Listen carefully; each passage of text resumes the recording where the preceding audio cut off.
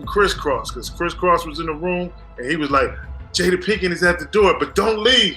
Take this weed. When we said we wanted to bring him to the table, I was like, well, what do you want to talk about? He said, mushrooms. Yeah. The magic kind, of course. But because Chris was in the industry, he started at 13 years old. It took him a long time to mature.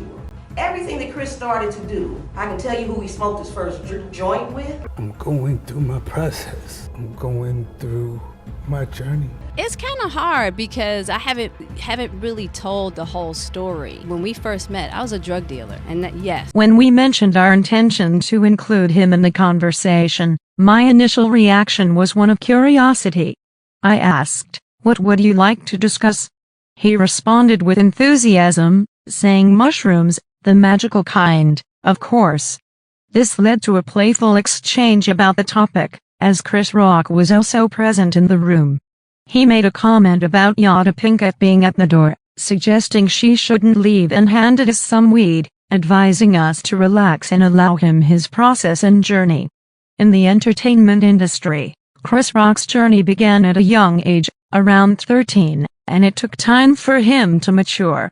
He reminisced about various aspects of Chris's journey and experiences, even mentioning the first time he smoked a joint, though he found it difficult to recall all the details.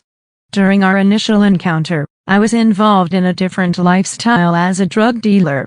Yes, I did engage in such activities in the past.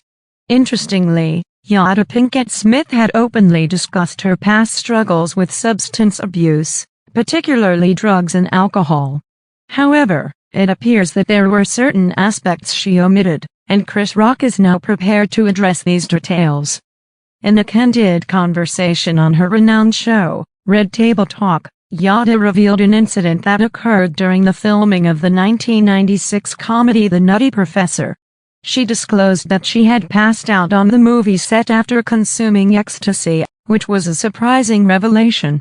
Reflecting on this incident, Jada described her realization as eye-opening. She explained that despite the setback, she managed to gather herself and resume work. This incident shed light on her past as a weekend party girl, a phase that had started even back in high school. Jada admitted that she combined hard liquor with marijuana and ecstasy during her time in Hollywood. She justified these choices by believing they were less harmful than other drugs like heroin or cocaine. Interestingly, Jada's excessive partying did not go unnoticed by others in Hollywood. For instance, Debbie Allen, a prominent figure in the industry, observed Jada's partying behavior. Reflecting on her experience, Jada noted that it's important to heed the observations of those around you, as they might have insights you're unaware of. Despite potential attempts to intervene, she continued down a path that led to personal struggles. This pattern of substance use and partying eventually caught the attention of Chris Rock, who suggested that Jada might have influenced various stars in Hollywood to use drugs. Notably, even her husband, Will Smith, seemed to have been impacted by her behavior. Following tumultuous incidents and the infamous entanglement situation, Will turned to using ayahuasca, a psychotropic tea, to cope with his emotional challenges. He embarked on a series of trips that led him to profound realizations about self-worth and the need for external validation. Will Smith also addressed the complex bond between Jada and Tupac Shakur, emphasizing his feelings of insecurity and jealousy due to Tupac's powerful presence and their close connection. He admitted that this jealousy led him to question his self-worth and contributed to his own experimentation with drugs. This narrative extends to other members of Jada's family. For instance, her eldest son, Jaden Smith, openly spoke about the family's use of psychedelic drugs. He credited his mother, Jada, with introducing their household to these substances, which he believed helped foster empathy and emotional connection among family members. Jada's influence even extended to her daughter, Willow Smith. Willow shared her experience of using marijuana excessively out of boredom during the pandemic. However, she eventually recognized the need for change and found renewed focus in activities like yoga and learning Spanish.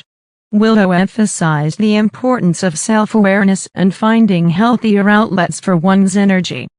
The multi-generational impact of Yada's behavior also extends beyond her immediate family.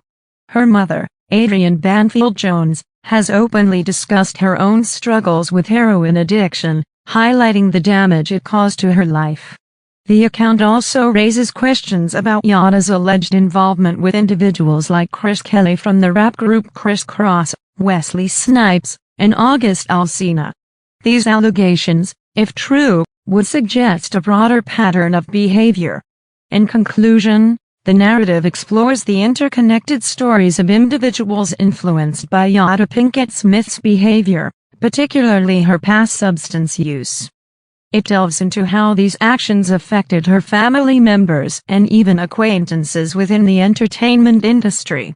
It's important to note that this narrative appears to be a compilation of various sources and events, and it's recommended to verify details and claims through credible sources.